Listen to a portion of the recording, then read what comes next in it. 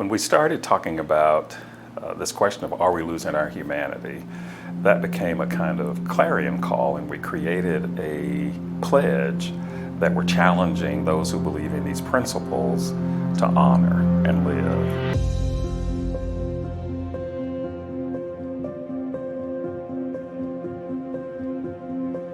Arizona State University is designed to be a truly egalitarian, truly democratic, truly all-in public university, and our design imperatives of social transformation, our charter goals of excellence through inclusion, impact on communities, taking responsibility for the outcomes of our communities.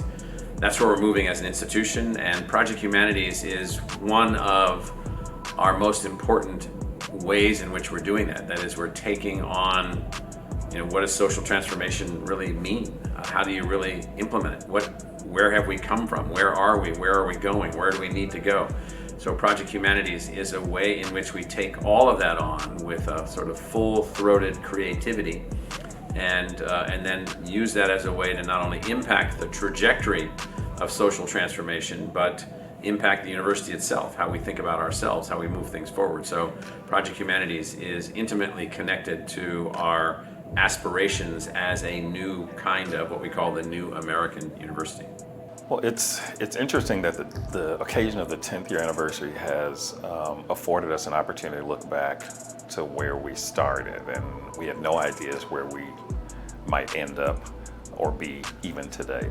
When we started Project Humanities, it was supposed to be a week of programming that would excite students to major in humanities. And I, as one of the leaders of this effort to promote humanities, decided to sort of go in a direction to demystify humanities. And what that means is that in order to get the public at large to understand who and what we do under this umbrella Project Humanities, we had to stop staying in classrooms and make the world our classroom. So to go out and have programming not just on campuses, but in museums and libraries and restaurants and outside in parks sometimes.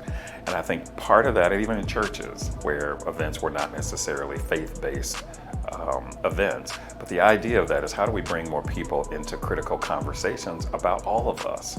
And how do we invite people in such a way that they are teaching us as well as they are learning from us?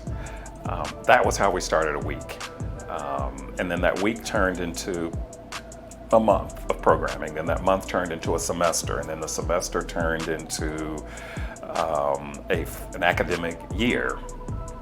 And now the programming is a calendar year with our newest programs and challenges coming during COVID, where we had to, as everybody else did, move from in-person to online. And what that has allowed us to do is to engage in ways that we never thought we could nationally and internationally with participants, both as facilitators, as attendees, as workshop leaders, as keynotes. And as we move into the future, we want to create some hybrid formats so that we don't lose that effort of igniting and introducing as many people as we possibly can to what we are doing and having them participate in this talking, listening, and connecting vision and mission.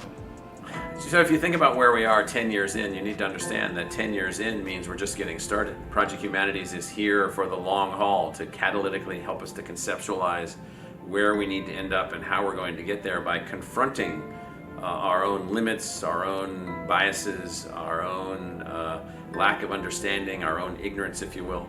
And so these are difficult things to overcome, requires ongoing, unrelenting focus and commitment. And so we're just getting started, and I hope people can realize that this is what it takes to bring about the kind of attainment of our democratic ideals that Project Humanities works towards.